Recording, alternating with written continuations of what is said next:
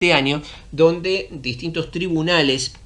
han reconocido la obligación que tienen las distintas coberturas, empresas de medicina prepaga, obras sociales, coberturas, no solamente el Estado como tal, de prestar de manera obligatoria y gratuita la atención, en este caso, en el caso hospital público, obviamente a todas las personas, en el caso de la obra social o de la medicina prepaga, a sus afiliados o a quien corresponda. De modo tal que no se puede negar bajo ningún punto de vista la asistencia de manera integral, de manera absoluta, es decir, la cobertura en un 100% y sin un costo agregado. Y esto tiene que ver con el derecho que tiene la persona a una asistencia integral. Estos derechos y estas garantías que tiene la persona están reflejados en otras normas. No quiero cansarlos con los números vinculados a leyes, pero aquí debemos mencionar la Ley de Ejercicio de la Medicina, Odontología y Actividades de Colaboración, la Ley 17.132, que ya impone, en cuanto a la obligación de los médicos, la de prestar la asistencia de las personas cuando esto obviamente fuera necesario, y hasta tanto en caso de decidir la no prosecución de la misma pueda ser derivado en otro profesional en un servicio de asistencia correspondiente. Este punto, si ustedes me permiten extenderme en él, no es una cuestión menor, es una obligación asistencial brindar la atención, el abordaje de aquellas personas que por su gravedad o por el estado que padecieran así lo ameriten. De modo que es un derecho del paciente y es una obligación profesional e institucional brindar esa asistencia. Otra norma que se vincula directamente con este plano es la Ley de Derechos del Paciente, una ley que lleva el número 26.529 y en la cual se reconoce el derecho que tiene el paciente de recibir la atención, toda vez que se lo reconoce como un derecho humano y un derecho personalísimo y no puede ser denegado en ninguna circunstancia. De modo que la prestación obligatoria y gratuita que mencionamos en primer lugar y los derechos y garantías del paciente están relacionados no solamente con este plan integral, sino con otras disposiciones, con todo, en realidad hay una coherencia con todo el arsenal jurídico, de modo que insistimos con esto, un derecho del paciente y una obligación de la institución. Bajo ningún aspecto, bajo ninguna excusa, se puede denegar esta asistencia. En caso de no poder realizarla por distintas razones, debe proveerse la derivación oportuna, adecuada y efectiva de este paciente. También establece pautas asistenciales. Ahora en la próxima diapo vamos a analizar un poco a qué se refiere este aspecto. Impone la obligación del abordaje de transdisciplinas y esto tiene mucha relación con la ley de salud mental, como ya vamos a ver, y a la vez también establece la obligatoriedad, sobre todo en el ámbito público, de disponer, de contar con plazas, con camas para la persona, para la internación en caso de que esto fuera necesario. Es decir, no se puede denegar esta internación, esto también vinculado con el ámbito de la ley de salud mental, y por lo tanto tiene que haber un recurso de camas disponibles para estos abordajes, si así obviamente fuera necesario en el marco de la asistencia. Y en el contexto de la integración, este plan integral considera que es necesario abordarlo desde dos modelos, un modelo educativo y a la vez un modelo laboral, obviamente no son mutuamente excluyentes. El modelo educativo propugna tratar de estimular y facilitar para que la persona con problemáticas adictivas, abusivas o compulsiones complete sus estudios que hubieran quedado incompletos, que no fueran realizados, y sobre todo que se lo aliente, especialmente en el caso de menores de 18 años, para completar, para cumplimentar esa currícula educativa, que a la vez le facilite y le permita llegar a un plano de prevención y una internalización de los criterios preventivos en relación al tema. Pero también propugna el modelo laboral, especialmente centrado en personas mayores de 18 años, para que puedan tener una facilitación en cuanto a recursos de tipo laborales y su reinserción en el mercado laboral. De modo tal que no es solamente lo que dice esta ley un abordaje de atención, sino también apunta a la prevención de este tipo de situaciones problemáticas y luego también a facilitar desde un contexto socioeconómico, socioeducativo, sociolaboral mucho más amplio el devenir al futuro del paciente. No solo atenderlo y luego que se vaya y que busque una asistencia o que la suerte lo ayude, sino tratar por parte del Estado o de las distintas coberturas que deban integrar este plan así previsto, de brindarle estas soluciones y estas respuestas. Al citar el aspecto asistencial, hicimos referencia a pautas de asistencia establecidas puntualmente en este plan, y es necesario hacer una alusión a las mismas. En este punto vemos que es importante cómo se remarca el valor de la autonomía del paciente. De hecho, se trata de priorizar y alentar el ejercicio de esta autonomía, entendiendo autonomía como la posibilidad, capacidad y derecho que tiene la persona de ejercer sus acciones, de plantear sus pareceres, sus objetivos, de intervenir incluso de manera activa en su tratamiento. Esta autonomía no solo se refleja por el consentimiento informado que da la persona a los efectos de su internación o determinado tipo de propuesta terapéutica, sino, como decíamos, en una participación activa desde lo preventivo, desde lo educativo, desde lo laboral, incluso desde el tratamiento. Entonces aquí no se parte de un principio verticalista, exclusivamente de beneficencia, donde se le impone un tratamiento y el paciente lo debe cumplimentar sin tener derecho a objetar o plantear o hacer una elección, sino que se reconoce el derecho personalísimo que tiene, en este caso, quien está siendo asistido, de elegir, de intercambiar, de participar en su propio tratamiento de manera autónoma y de manera intensa. Por eso el principio de autonomía es reconocido, no es, como decíamos, una pauta que se impone, sino algo que se consensúa, que se participa con el paciente, y esto queda expresado entonces en el instrumento más importante que refleja el ejercicio de la autonomía, que es, como decíamos, el consentimiento informado, tal como lo expone también la Ley de Derechos del Paciente y la Ley de Salud Mental. En un segundo plano, en un segundo aspecto, también en estas pautas de asistencia se habla de privilegiar las formas de tratamiento de tipo ambulatoria, esto también coherente con lo que vamos a mencionar con la Ley de Salud Mental, a través de la cual lo que se busca es que se facilite de alguna forma que los tratamientos, cuales fueran ellos, impliquen un tiempo determinado, y a partir de eso y más allá de esto, la persona pueda seguir adelante con su vida, con su relación social, familiar, laboral, educativa. Es decir,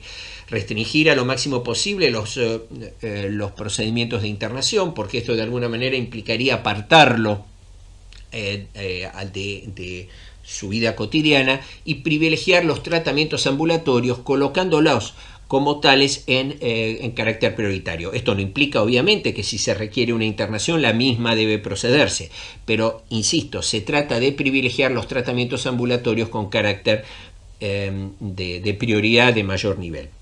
También impone estas pautas de asistencia, en consonancia con lo que dice la Ley de Salud Mental, la obligación de la asistencia, de la atención de pacientes en hospitales generales, preferentemente polivalentes, para que tenga un acceso rápido, inmediato, oportuno a las distintas especialidades o enfoques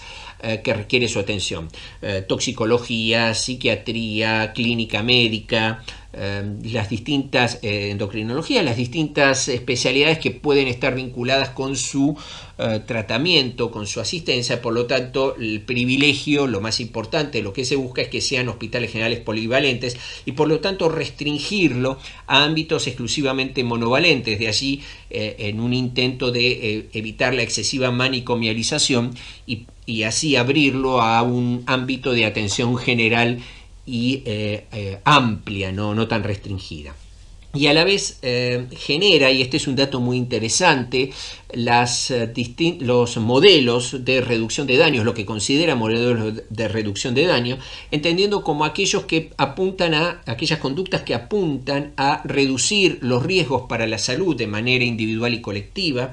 aquellas conductas que apuntan a la mejoría de la calidad de vida del paciente, aquellas conductas que implican la disminución de incidencia de enfermedades transmisibles, y aquellas conductas que previenen daños, muerte por sobredosis y por accidente. A estas acciones, conductas, medidas, consensuadas obviamente con el paciente, se las considera como modelo de reducción de daño, y son aquellas que, de una manera particular, estas pautas de asistencia, de acuerdo a este programa de atención, así impone. Hacemos ahora referencia a la resolución conjunta, dos resoluciones conjuntas que provienen del ámbito de salud, desde el año 97, la 362, y del año, también el mismo año, la complementaria, la 154, que hablan del programa terapéutico básico para el tratamiento de adicciones. Este es un programa muy extenso, también lo ponemos a disposición de ustedes como material de consulta. Habla fundamentalmente de etapas, de pasos, de pautas, algunas de ellas con determinadas actualizaciones, pero como estructura general es interesante conocerla, porque aparte nos refleja que la necesidad de un abordaje integral ya reconoce más de 20 años, ya estamos hablando de un proceso de 24, casi 25 años. Parte este programa terapéutico básico en el tratamiento de adicciones establecido por la Autoridad Nacional de un proceso de admisión y diagnóstico que implica la necesidad de establecer este diagnóstico sobre la base de los recursos que se cuentan para ello, en nuestro caso actualmente el DSM-5 y cualquier clasificación internacional de enfermedades de la OMS y cualquier otro recurso utilizable para establecer el diagnóstico y a la vez para mensurar el grado de enfermedad. Este va a ser un punto fundamental para establecer los pasos a futuro. En segundo lugar, y en esta primera etapa, determinar también los criterios de admisión, sea para internación o sea para los tratamientos ambulatorios, y a la vez lograr la conformidad, la autorización del paciente, sin la cual, salvo situaciones específicas, no se puede llegar a obrar para imponer este programa terapéutico. Esta conformidad, este acuerdo, esta autorización que brinda el paciente o su representante legal para la modalidad terapéutica y educativa propuesta, porque tal cual como decíamos con anterioridad, no se le impone directamente un tratamiento categórico, salvo determinadas situaciones, sino que el mismo tiene que tratar de ser consensuado, acordado, puesto en este contexto de conformidad con el paciente. Entonces, por eso es muy importante no solamente evaluar, hacer estas entrevistas, esta aproximación, esta admisión, sino compartir con el paciente o su representante legal cuáles son los alcances y cuáles son los objetivos de este procedimiento. En un segundo momento se elabora, se planifica la estrategia. Esta estrategia surge de la entrevista individual con el paciente, de la entrevista en el contexto sociofamiliar y a la vez también de una entrevista médico-clínica, de modo tal que con el paciente, con la familia y con el equipo interviniente se va a definir cuáles serían los pasos, los pasos estratégicos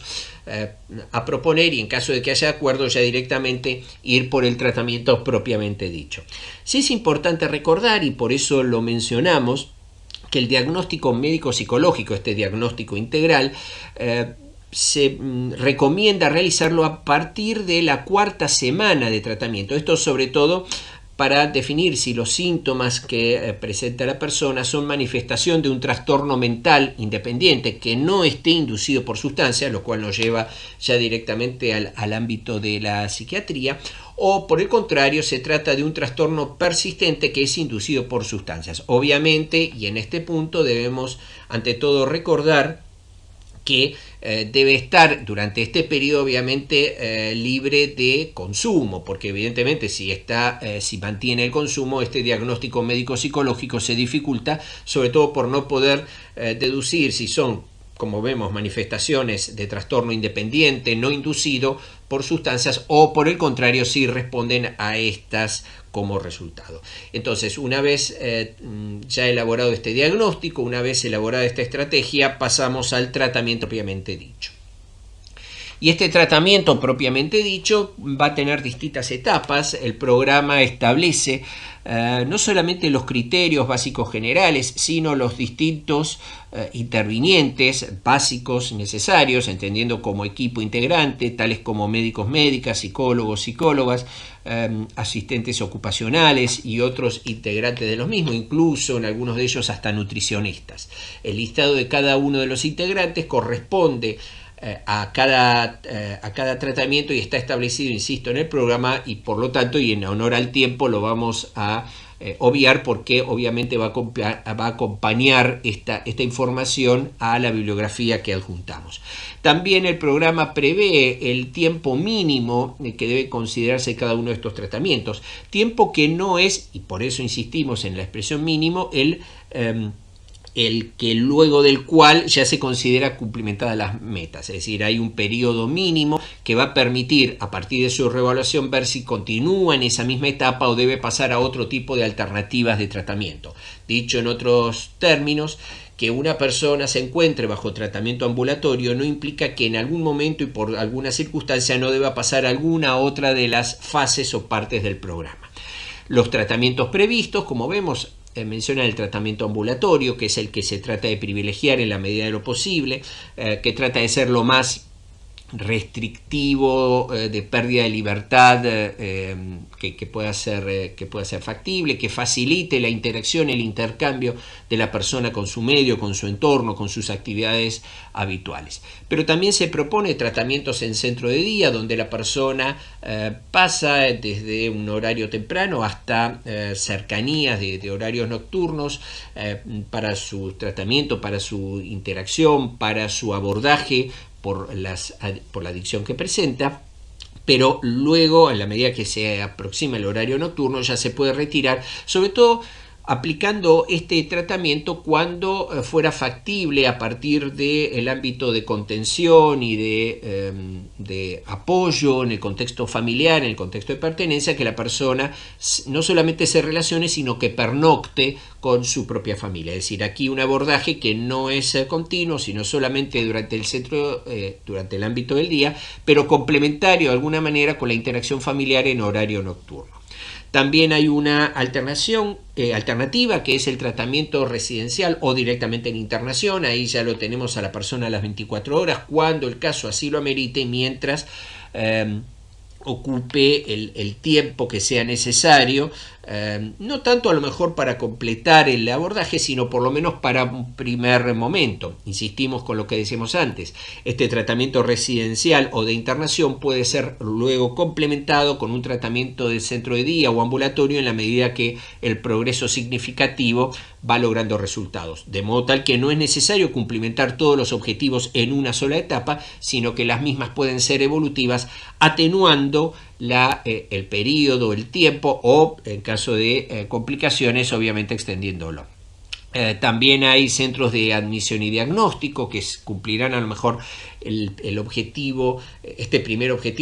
abordaje, que puede incluso disponer luego si la derivación irá a un centro ambulatorio, centro de día o de internación. Habrá centros de desintoxicación que tenderán muchas veces a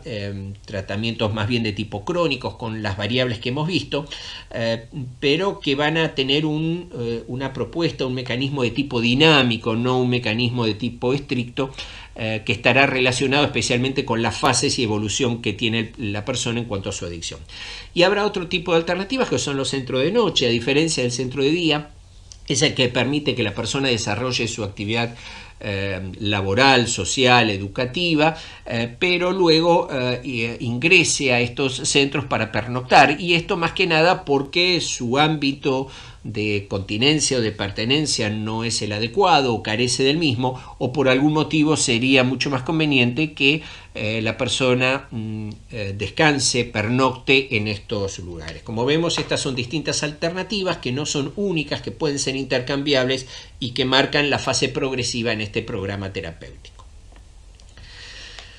Esto que hemos visto tiene que ver entonces con planes y programas específicos en el ámbito del tratamiento, de los tratamientos de adicciones, de problemáticas abusivas, de acuerdo a lo que marcan las normas. Pero llegó el momento de hablar de una ley de referencia, una ley vigente, una ley que, a pesar de tener ya 11 años, casi 11 años de su promulgación, de su sanción por el Congreso, todavía genera algunas discusiones, algunos debates. Y nos estamos refiriendo a la Ley de Salud Mental. Hasta diciembre del año 2010, las normas que regulaban los procesos de internación habían ido cambiando. La última ley que establecía, la que estaba vigente hasta esa época, que establecía los criterios de internación, marcaba determinados tipos de pautas. No los voy a aburrir con los detalles de cada una de estas normas. Sí vamos a hacer referencia a lo que dice esta ley, que a partir de diciembre del 2010 lo que ha pretendido hacer un cambio del paradigma asistencial en el ámbito de salud mental. Esta ley, que lleva el número 26.657 y que fue reglamentada por decreto del Poder Ejecutivo en el año 2013, por un decreto que lleva el número 603, es una ley relativamente corta en cuanto a su extensión, pero que se ocupa de algunas disposiciones y de algunos aspectos tales como los aspectos vinculados al tratamiento y a la internación, aspectos relacionados a la definición. No es una cuestión exclusivamente nominal, pero sí cambia el centro de la acción. Ustedes van a ver, si consultan esta ley, que no hace referencia a psiquiatría, psicopatología o patología mental o términos considerados por la norma como excesivamente biologicistas, sino que habla en cuanto a trastorno o alteración del ámbito de la esfera de la salud mental. También regula aspectos institucionales, obligaciones de las distintas instituciones públicas o privadas de brindar la asistencia, la prohibición de abrir nuevas instituciones psiquiátricas públicas o privadas para la internación, propugnando, orientando, dirigiéndose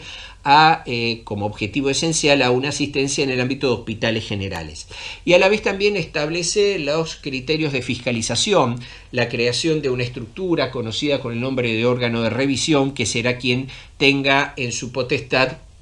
la condición de autoridad de aplicación de esta ley, y a la vez crear algunos organismos, por ejemplo, dentro de la Defensoría General de la Nación, una unidad de letrados, un grupo de abogados que defienden los derechos de los pacientes en virtud de lo dispuesto por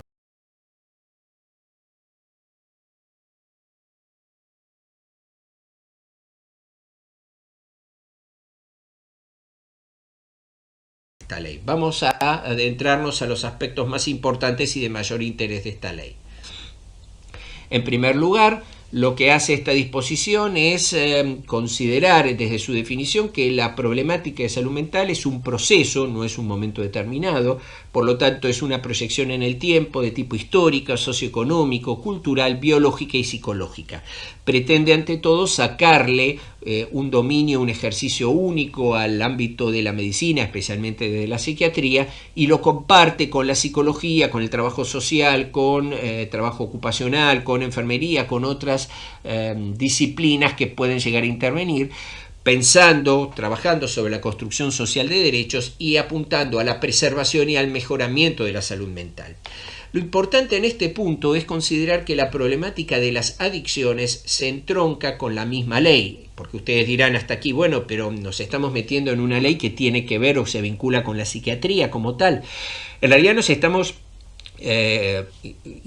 estamos analizando a esta norma que prevé que el manejo de las adicciones en términos especialmente de disposiciones, de internación, etcétera, se rige por la misma norma. Por lo tanto, cuando hablamos de adicciones, no solo pensamos en las normas que habíamos visto hasta ahora, sino también pensamos, y de manera especial,